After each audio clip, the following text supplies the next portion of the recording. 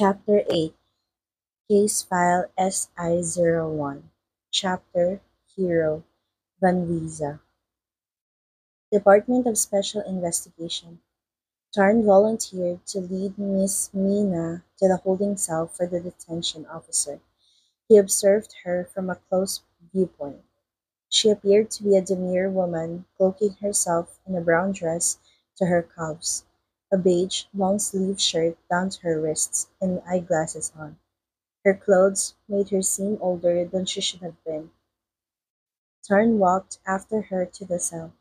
The officer opened the door to let her in. "Miss Mina, please take a rest here for a while." Mina pivoted to Tarn. She was actually a pretty woman who just lacked cosmetic vanity. With a careless glimpse, people might not notice her hidden pleasant look. Uh, how long do I have to be here?" she asked with a trembling voice and wavering pupils. Her dreadful expression drifted as if forever preoccupied with her own thoughts. "Until we reach a decision." Mina sobbed. A shed of tears dampened the corner of her eyes. "Even I told you." Tarn looked at her and remained still. He didn't reveal whether he found her trustworthy. Only a faint smile was given and explained to her. "Just wait until we can gather all the evidence." "But I don't have one. I don't have any evidence to show you. That person took everything away." She lifted both palms to cover her face and wailed. "Please take it easy. We will investigate it until everything comes to light, and find the real murderer to justice." Tarn placed his hand on her shoulder and squeezed it softly. Nina lifted her gaze and flashed a sardonic grin. "Do you know the logic I had to go through before I could muster the courage to surrender to the police? It's very hard to head straight and confess my guilt to you all, but I can't stand this insanity anymore." Her shaken voice blabbered all her distress that she could no longer tolerate. The torment, the terror, cost her 3 continuous sleepless days and nights. Nina asked herself to repeat whether her action was the righteous thing to be done, even though she told herself that this man deserved to be killed by her.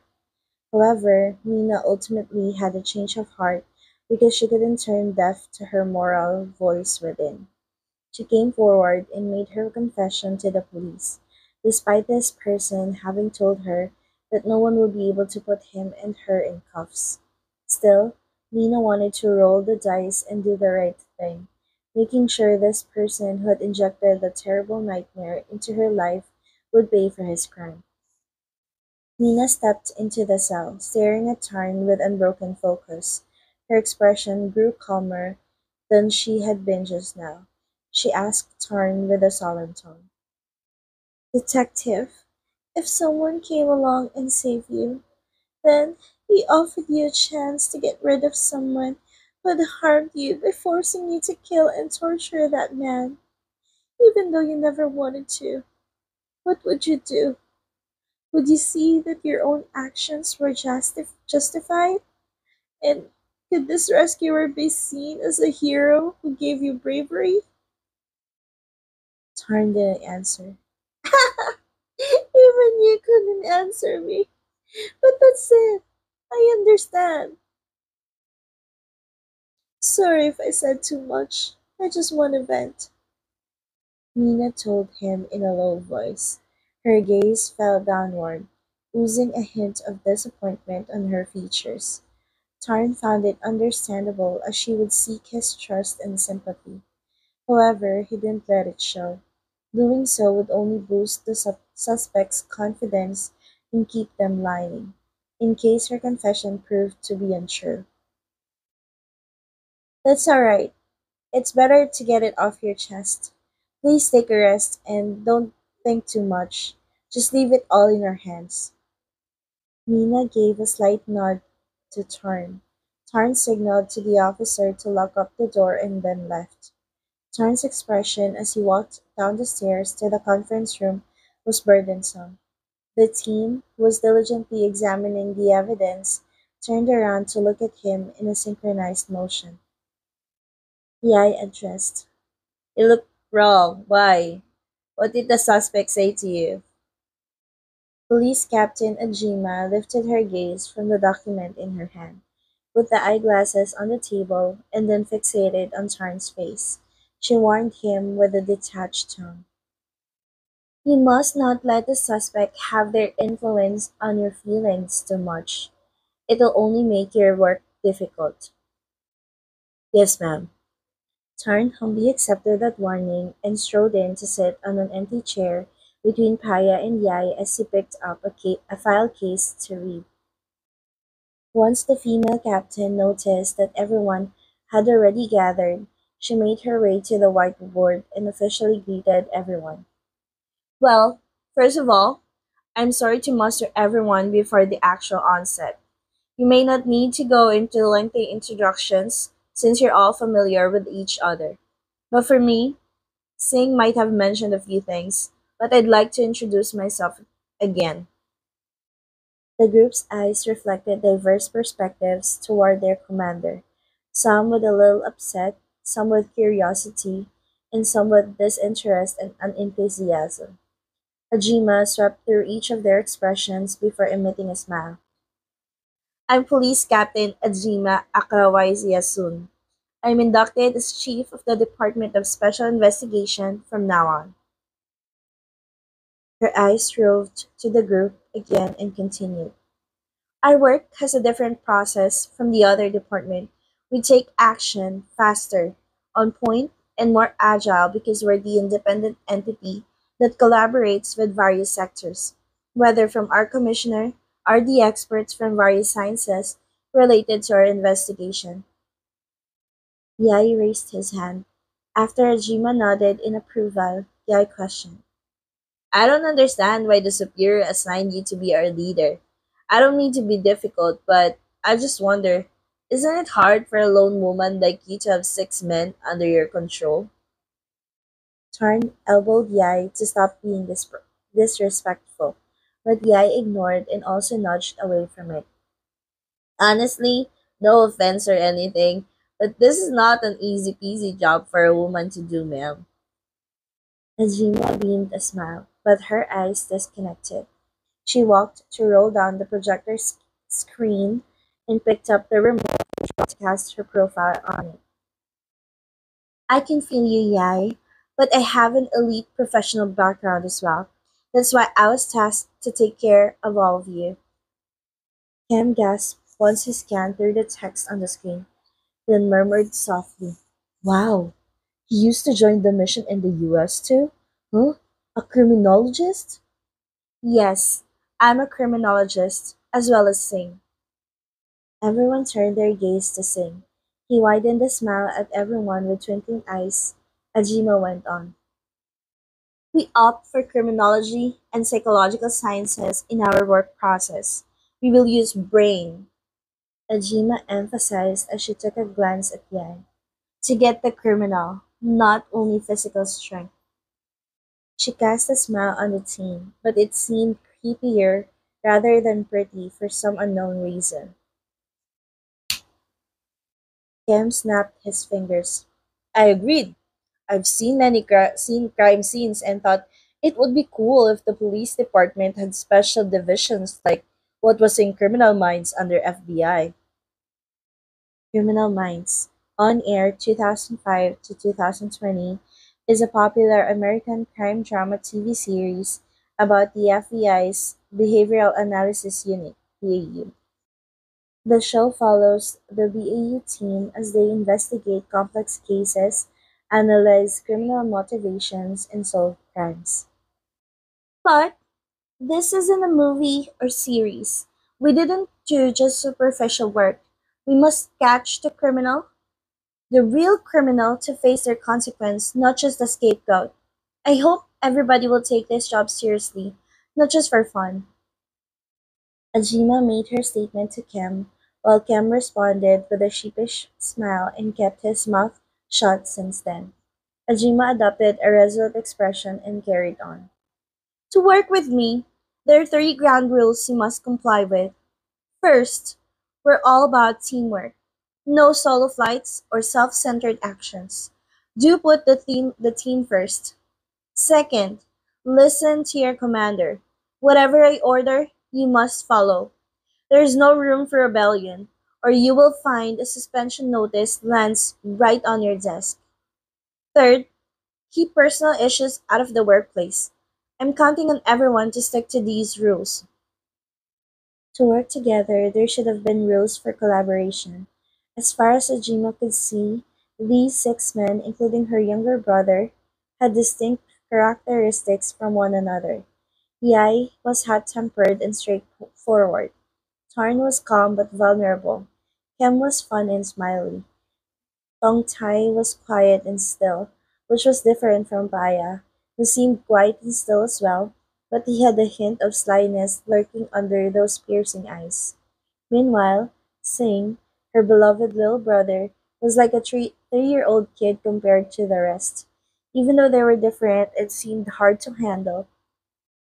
Ajima was confident that these men possessed outstanding talent and the sense of responsibility to carry out the operation. That's why she chose them for her team, and crossed her fingers, hoping they wouldn't disappoint her. Well, our first task here is the brutal murder of a rapist case. What's your opinion after hearing the suspect's statement? In fact, Ajima wasn't sure if it was proper term to call her suspect. There was no evidence. Furthermore, this woman claimed she murdered him due to coercion. This meant that the actual murderer might not be her. Ajima glanced at Singh, signaling him to stand up and share his opinion. Singh rose to his feet, turned off the projector, and flipped the whiteboard to its other side, revealing numerous pieces of information linking to one another, from the first case until the last one. Based on Miss Mina's statement, everything she detailed accurately aligned with the observed condition of the victim's deceased body. This includes whip marks, the tongue, the hands severed, burns from the candle wax, burns on pubic hair, a partial cut on the sexual organ, and a gunshot wound to the forehead. According to the bullet hole, it was potentially caused by a firearm with a 9 mm caliber. However, we haven't found that bullet in the victim's head. The killer possibly took it away. The group held still, listening while inhaling deeply. Such a ruthless, outrageous act sent chills down their spines. Miss Mina told us that on the night she was walking home, the victim dragged her into the tall grasses on the side street. Just as she was about to be abused, a man stepped in and saved her. She thought she was free from the danger, but it turned out that she was forced to inhale chloroform by that man and later awoke in an unknown basement. What about the victim? Asked Yai. He was chloroformed too. So it means that this man chloroformed the victim first and then chloroformed the woman? Singh nodded to Yai. Yes, and she told us that the mystery man gradually forced her to torture the rapist, who was leashed to the chair with a big chain. Tarn had a doubt. What if she didn't do it? She would be starved of food and water. She didn't do it at first, but as time went by, to be locked up with that rapist in the basement with no clothes, even though he couldn't do anything to her, she was still scared. Tarn swallowed a big gulp of saliva. What kind of case was they running into? So sickeningly psychotic. And the rest is history. She started torturing the rapist just like he ordered her to. Meanwhile, he fueled her with rage toward the victim and goaded her to throw all the rage toward the victim. The victim wasn't allowed to die even though he wanted to.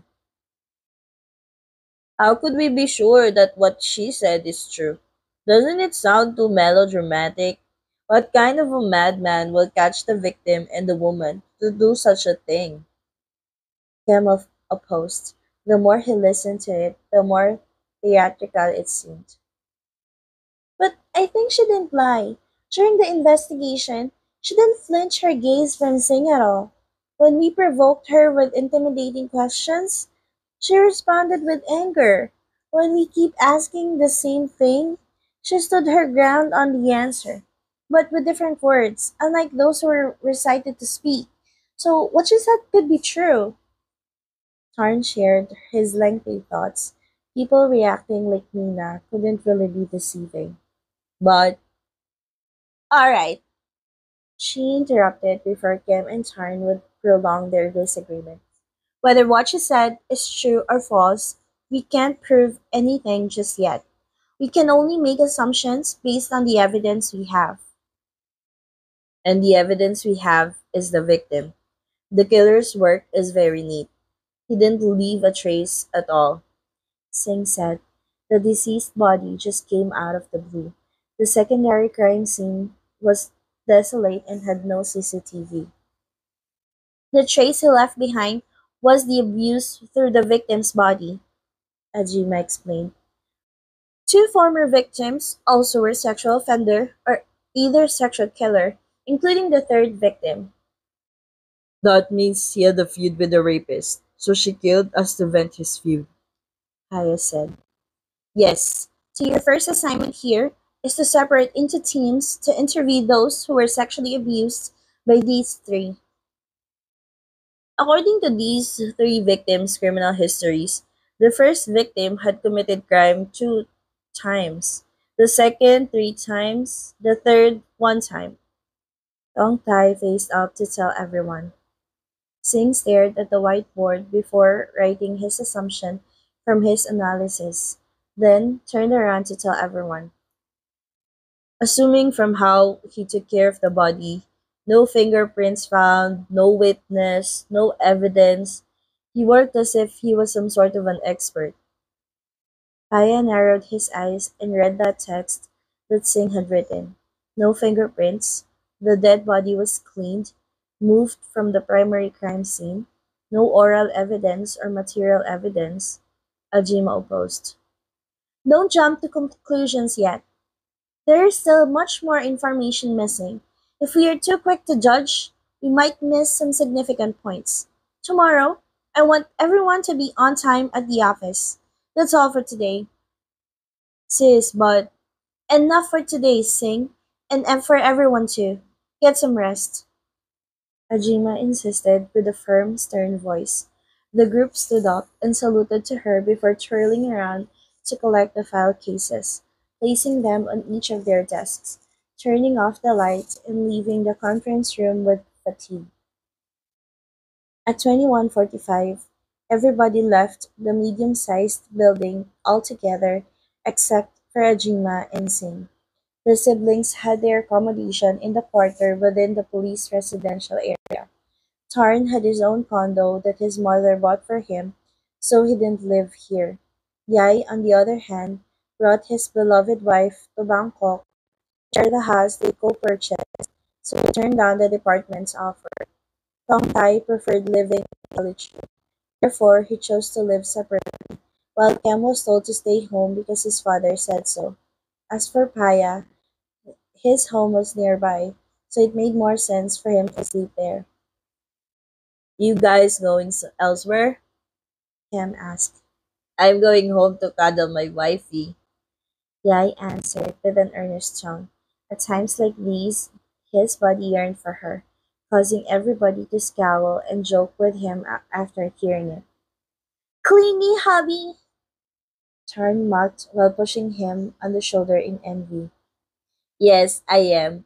For those who don't have a wife, just sleep with your loneliness in the meantime, Yai said in a cajoling manner, mischievously shaking his booty as he made his way to his car.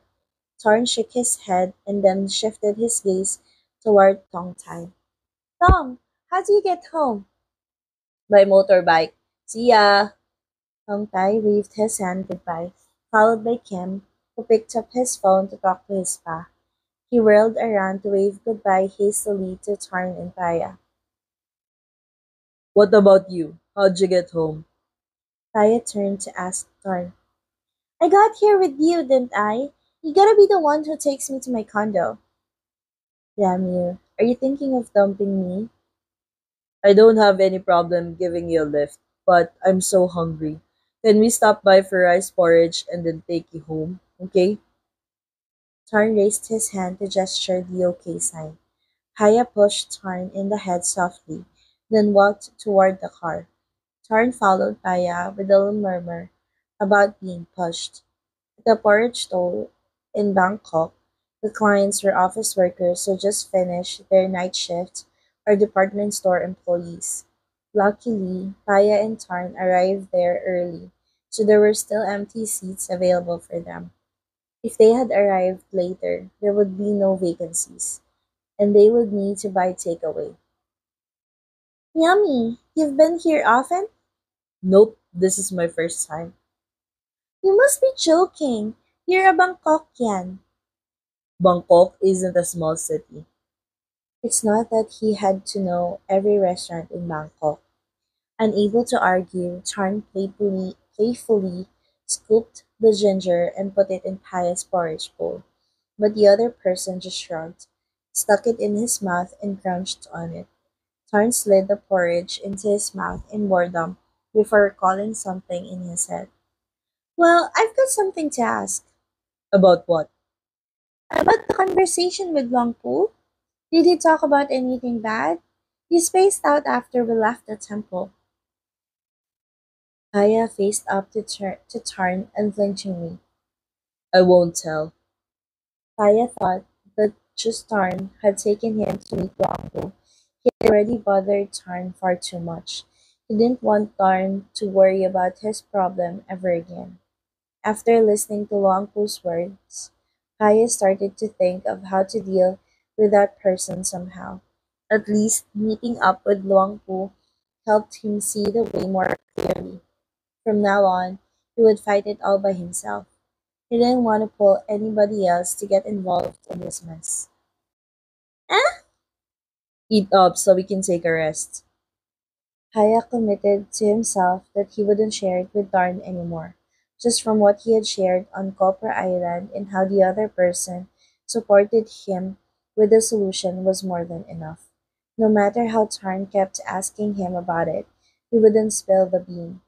Tarn pouted and tucked the porridge into his mouth with disappointment. Why Paya couldn't let him know.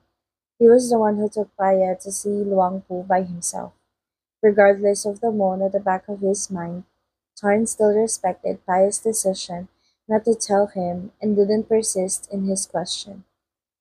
After having their rice porridge, Paya gave Tarn a ride to Tarn's condo, which was no low-priced one.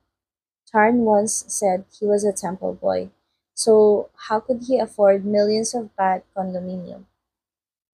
As Paya wanted his doubts to be put to rest, he mocked aimlessly. You're actually a rich kid too. Tarn wrinkled his nose. I'm not rich. This is a condo that my mom bought for me. It wasn't his money, so he couldn't be considered a rich kid, unlike Paya, who had millions of stocks lying in the bank. Is your mom rich? Right. She's very rich. Didn't mean to boast. He was just telling the truth that his mother was really wealthy. So you're a little master? Paya asked while narrowing his eyes, studying the one on his side. Tarn's features and skin apparently showed he wasn't an ordinary guy either. Tarn flicked his gaze. Not a little master! He hated to be called like this, even though people at Mom's house and his grandma loved to call him so. It wasn't music to his ears at all. He was a seriously gorgeous stud kind of man. To call him a little master didn't suit him at all. Kaya frowned and revealed a convinced expression, but he left it unsaid. He only showed his generosity by asking if Tarn wanted him to help unload the belongings. No thanks, I only have one suitcase. His personal stuff had already been moved into this room earlier. His mother had someone to do it all for him. Mm. So we separate here. Tarn nodded. He bent down to pick up the suitcase in the back seat and said goodbye to Paya. See you tomorrow! Paya softly nodded in acknowledgement. He watched the slim figure enter the condo and drive away. Kamolwi Pak's house. Just when Paya reached home, he asked his maid whether his grandma had already returned home from the temple. Once he knew his grandma was in the cottage, he headed to see her instantly. Paya walked up the wooden stairs that creaked, the sound causing the grandma's close maid to see who it was. After the maid realized it was him, she stepped aside to let him in. Grandma, Paya called his elderly with a sweet voice, tightly holding her figure that arched from her age before withdrawing a little. She kissed her on the cheek as he profoundly missed and longed for her presence. Oh, my little boy, you only grew up on the outside. That tender, raspy voice complained softly. I miss you, Grandma. We have just seen each other last week, my dear. I missed you already. Just after a few days, I didn't see you. Sweet talk, my boy. Paya curled up a smile while embracing his grandma even more tightly. The elderly looked at her grandson, who was snuggling into her chest. She patted on that shoulder to comfort him. Is there anything troubling you? Is it about work? Usually, Paya loved to meet a senior person like her in the lodge for a place to calm himself from the nightmare. Or did he have it again? That incident had happened more than 10 years ago. Moreover, she constantly made merit and prayed for her grandson. So why didn't he get over it? It's not about work. About that thing again? Paya drew back from his grandma and nodded. I had that nightmare again. It was more intense and more realistic each day. Paya, you didn't tell your mom about it? He shook his head. I didn't want mom to worry about me. The grandma let out a long sigh. What was she supposed to do to set his grandson free from this nightmare? But grandma doesn't have to worry. I have the solution now. What solution? Paya held her ring-filled soft hand and placed it on his lap. Do you remember Tarn, a friend who had his training with me on Copra Island I told you about? The granny put on a thoughtful face for a second and then nodded. Yes, I can. He was your rescuer at the time you drowned in the Mekong River and gave you a parrot necklace, right? Aya nodded with a smile. He also took me to see his Luangpu, and I asked Luangpu about my nightmare. Granny Reti's eyes twinkled. Her face showed contentment and excitement. What did Luangpu say, Paya? He said if I practice meditation every day, it might help me get it over with. Haya partially told his grandma as he didn't want her to worry. So this was all he chose to let her know to ask about meditation. There it goes. I've thought of it a long time ago, but it's you who didn't follow. Haya laughed. I was very young back then. I couldn't control myself very well. And he also did his high school abroad, making him a rebellious kid and hyperactive. So, are you here to see me because you want to practice meditation? Yes. Granny Rati laid her eyes on her grandson and smiled empathetically. I'll go pick up the book for you. Try practicing it in your own room. Yes.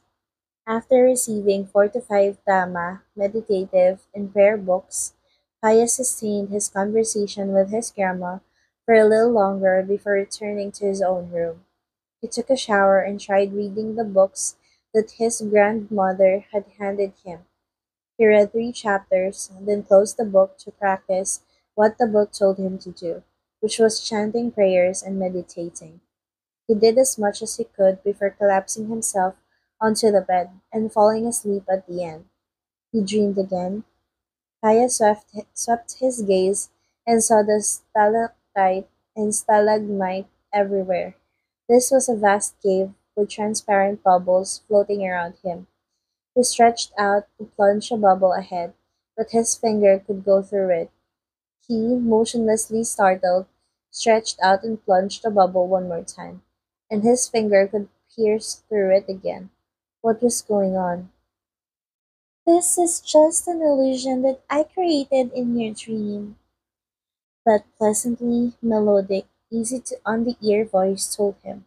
Hyatt twirled around in the direction of the voice, his eyes slightly widening when he saw a woman dressed in traditional Thai attire. She wore a green cloth covering her breasts, a brown skirt, and sinuous golden accessories draping her wrists, arms, and neck resembling snakes. Her oval-shaped face and flawless skin featured a prominent nose and delicate pink lips, revealing perfectly aligned white teeth. Her shimmering round, small eyes were fixed on him. She was as angelic as a literary lady. You. We finally met, Master Noparuj. No Paruj. Who? Whose name?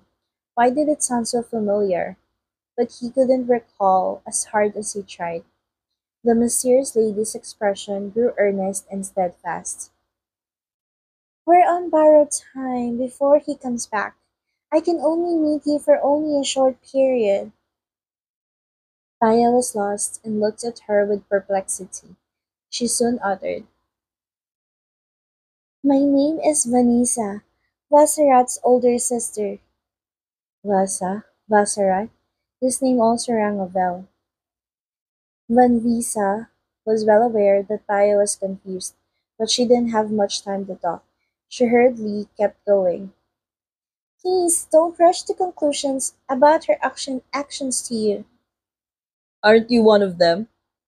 Assuming from her appearance, perhaps she was also. She shook her head impatiently, fearing that Paya would misunderstand her. Even though he rules over me, one thing he couldn't change is karma. At least you and I were bound together by karma, helping each other before. That is why I am able to see you now. You and I were bound by karma? She nodded. You saved me by Vasarat's plea. To return the gratitude, she waited for the appropriate moment to meet him before she ran out of the opportunity. In this life, she was determined to fulfill his sister's wish, whatever it cost her, whether it might mean she would be punished by her mighty master. Vasarat. Time is running short. I will cut to the chase. Do you remember this old lady? When Lisa closed her eyes, reopening them and whirling around herself for Paya to see. Paya's eyes widened slightly. This was the granny that he met at the gas station? The picture of this granny approached Tarn and him suddenly reeled in. Young sirs, do you want to have your fortune read with me? You? She can shape shift. What is this? Is this her intention? It's me. When Lisa transformed back to her former self and said with a solemn voice, Whenever you perform good deeds, please pray for us to meet each other and pray that your good deeds may serve as a shield for you. I must leave now. He was coming back. Hence, the time for Van Lisa to speak with Paya had already been passed to.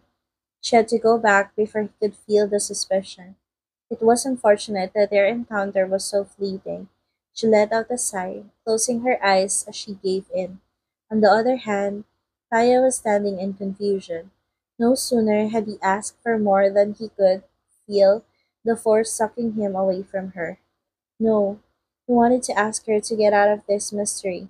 Wait, don't go. Don't go! Kaya shouted out loud, fervently startled as he sprang up in bed with drenching sweat all over his visage. The tall figure panted violently, lifted a hand to stroke his face, and pondered over his recent dream. No Paruj, Vasarat, Venliza. What was it exactly all about? Can people really have such a coherent dream like this? This is real. This must be real, not just a dream. It really happened to him. End of chapter 8.